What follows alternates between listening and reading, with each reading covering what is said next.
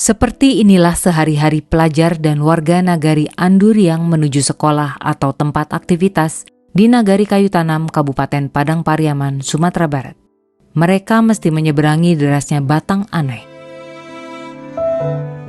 Perjalanan beresiko ini sudah hampir 6 bulan mereka jalani. Kondisi tersebut disebabkan putusnya jembatan Anduriang akibat banjir bandang pada 27 November 2025. Jembatan sepanjang sekitar 70 meter itu putus akibat banjir bandang di Batang Anai yang berhulu di Sungai Gunung Marapi, Gunung Singgalang, dan Gunung Tandiket. Sebagian puing jembatan Anduriang masih berdiri. Namun aliran Batang Anai di bawahnya sudah beralih ke arah Nagari Anduriang dengan menggerus daratan sekitar 20 hingga 30 meter. Aliran baru itulah yang sejak Januari 2026 dilintasi 2 rakit setiap hari dengan ribuan penumpang dari subuh hingga tengah malam. Sampai Selasa 12 Mei 2026, belum ada jembatan beli atau jembatan darurat lainnya untuk akses keluar masuk masyarakat Nagari Anduriang.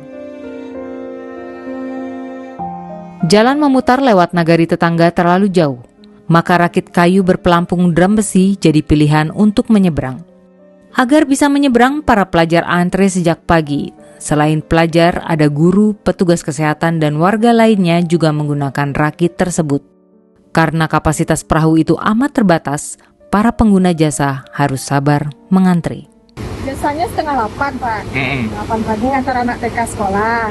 Waktu kami jadi banyak terhabis menunggu sampat, karena anak sekolah rame kan, Pak ya. Anak dari SMP, SMA, dari TK, atau yang ibu-ibu bapak yang berang bekerja, ada yang puskesmas, guru-guru.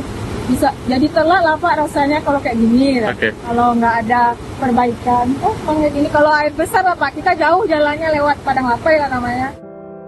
Menyeberangi aliran sungai dengan rakit menjadi tantangan tersendiri. Dalam kondisi normal saja, arus Batang Anai sangat deras. Apalagi saat hujan di hulu, penumpang harus menjaga keseimbangan agar rakit tidak oleng. Ya, di rakit ini kondisinya kalau airnya tidak besar, rasanya sih tidak masalah. Tapi kalau air besar, kita ragu juga. Yang kita khawatirkan datang tiba-tiba airnya besar. Maka datang rakit air datang besar kan. Kalau ini kan, kalau hari hujan kita kan jadi ragu-ragu untuk nyebrang. Meski dioperasikan secara hati-hati, penyeberangan dengan rakit tidak lepas dari insiden. Setidaknya ada 3 kejadian penyeberang jatuh ke sungai karena lupa menarik rem saat rakit baru merapat ke dermaga. Kalau ramenya secara tergantung harinya juga sih Bang. Kalau hari Minggu bisa agak sepi. Nah, kalau hari jam sekolah, orang sekolah itu ramai. Dari jam 6:30 udah mulai ramai. Kadang nggak sampai ini Bang.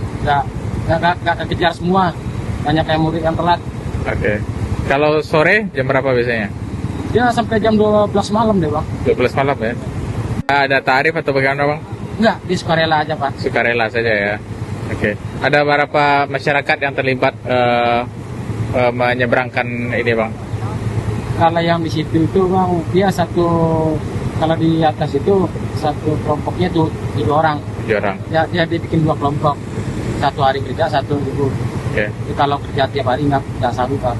Terkait jembatan Anduriang, kalau bisa mas secepatnya ke jembatannya dibangun, karena udah ada orang yang hanyut kemarin, dan satu lagi ada yang jatuh dari rakit. Rencana pembangunan jembatan Anduriang sudah diusulkan ke pemerintah pusat melalui dokumen R3P. Hingga kini masyarakat masih menunggu kepastian kapan jembatan akan dibangun.